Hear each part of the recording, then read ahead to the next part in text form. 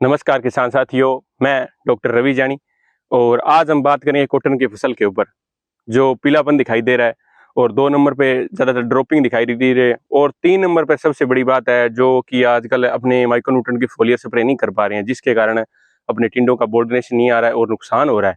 तो उसी के बारे में मुद्दे में बात करेंगे। तो जिस किसी किसान भाई ने अभी तक शेयर नहीं किया है, बेल आइकन नहीं दबाया, ज़्यादा से ज़्यादा शेयर करें, सब्सक्राइब करें। धन्यवाद।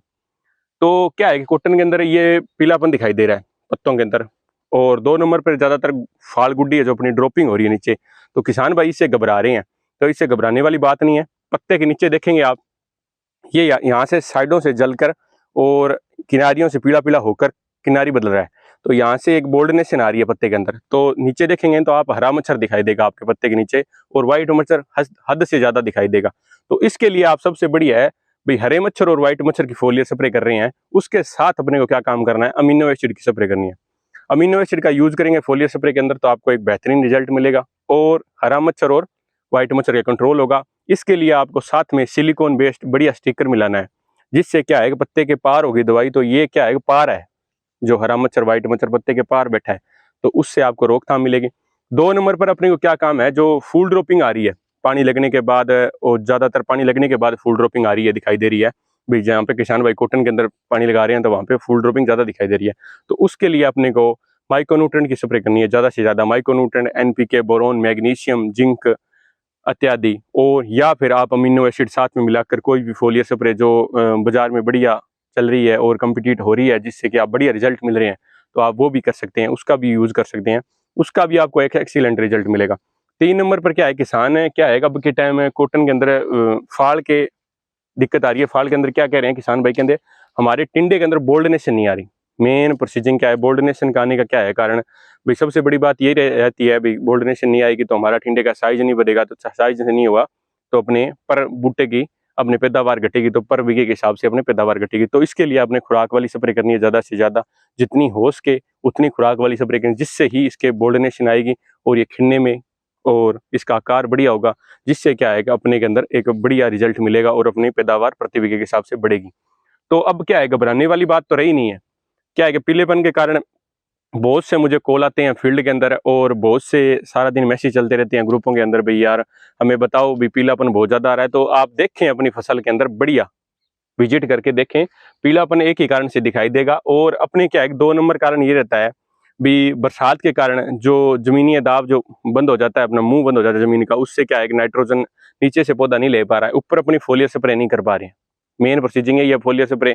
अपने केमिकल की तरफ भाग रहे हैं, हरा मच्छर आ गया तो हरे मच्छर वाली कर दी, व्हाइट मच्छर आ गया तो व्हाइट मच्छर वाली कर दी, गुलाबी सुंडी आ गई तो गुलाबी सुंडी वाली कर रहे हैं। ज्यादातर केमिकल का दाब रह रहा है पौधे के ऊपर और अपने माइक्रोन्यूट्रिएंट की तरफ कम भाग रहे हैं, तो उसके कारण भी अपने को एक नुकसान हो रहा है। तो पौधों के अंदर यही नुकसान है, आगे लेके जा रहा है, जिसके कारण अपने को पीलापन दिखाई दे रहा है और फूल ड्रॉपिंग दिखाई दे रही है। तो जिसलिए अपने को सावधान रहना है और बढ़िया माइक्रोन्यूट्रिएंट की जितनी हो सके उतनी खुराक वाली स्प्रे करनी है। और कोई कॉम्बिनेशन हो, अगर कोई कॉम्बिनेशन हो, आप केमिकल की कर रहे हैं, कोई कॉम्बिनेशन आपके साथ है, कोई ऐसी फोलियर स्प्रे भी है माइक्रोन्यूट्रिएंट की जो आपकी कॉम्बिनेशन हो के साथ में हो रही है, तो उससे तो बहुत ही बढ़िया बात है। तो उससे आपको खुराक भी मिलेगी और पौधे का जो माइक्रोन्यूट्रिएंट की कमी भी पूरी होगी और केमिकल के कारण वो जो हमारा मच्छर है वो भी खत्म होगा। अगर कोई किसान भाई केमिकल नहीं कर रहा है, देखो हर किसान भाई एक सा नहीं होता भी, कोई केमिकल करता है कोई केमिकल नहीं कर रहा है, कोई केमिकल की बगैर खेती कर रहा है, तो वो नीम ऑयल की फोलियर स्प्रे भी कर सकता है। नीम ऑयल के लिए वो सिलिकॉन बेस्ड बढ़िया स्टिकर मिलाकर और खुराक वाली ज्यादा से ज्यादा करेगा तो बढ़िया है, फायदा है। क्योंकि हरा मच्छर बहुत ज्यादा है, हरा मच्छर का अटैक और व्हाइट मच्छर का अटैक इतना ज्यादा है, हद से ज्यादा है। और इसके लिए आप 3 in 1 कॉम्बिनेशन आता है, जिसके अंदर है डायनोटोफुरान, पायरिप्रोक्सीफेन, डाइमोफोन, तीनों कॉम्बिनेशन के आते हैं, 2-3 कंपनियों के अच्छी कंपनियों के आते हैं। उसके साथ अपने को सिलिकॉन बेस्ड स्टिकर मिलाकर उपयोग करना है, जिससे आपको बढ़िया रिजल्ट मिले और आपकी इस खेत के अंदर रोकथाम हो। क्योंकि कॉटन की फसल अपनी लमसम 110 से 120 दिन की हो चुकी है, ये पकाव के अंदर आ चुकी है।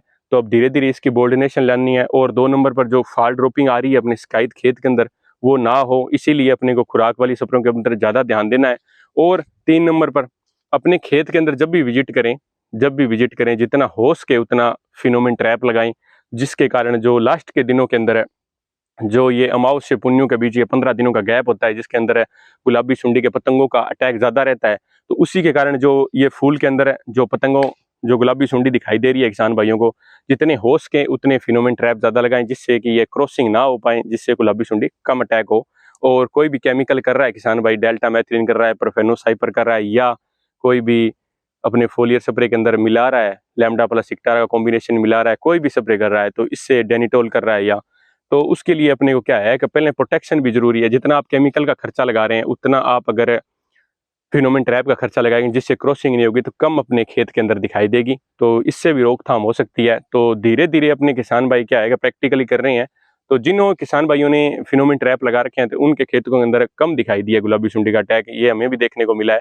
तो जितना हो सके अपना अवेयरनेस रखें खेत के अंदर, जितना हो सके अपने किसान भाइयों को अवेयर करें, और खेत के बार बार जो साइड का कचरा है वो खत्म करें। ये लमसम अपने 20 से 25, 30, 40 दिनों की खेती रही है, जब कई किसान भाई तो चुगाई कर चुके हैं 3-3 प्रति कुंटल के हिसाब से प्रति बीघे के, तो अब स्टार्टिंग होने वाली है चुगाई की भी। तो अपने अवेयरनेस रखें और अपने किसान भाइयों को अवेयर करें। आगे कोई नई जानकारी होगी आपके सामने जरूर साझा करेंगे। धन्यवाद जी।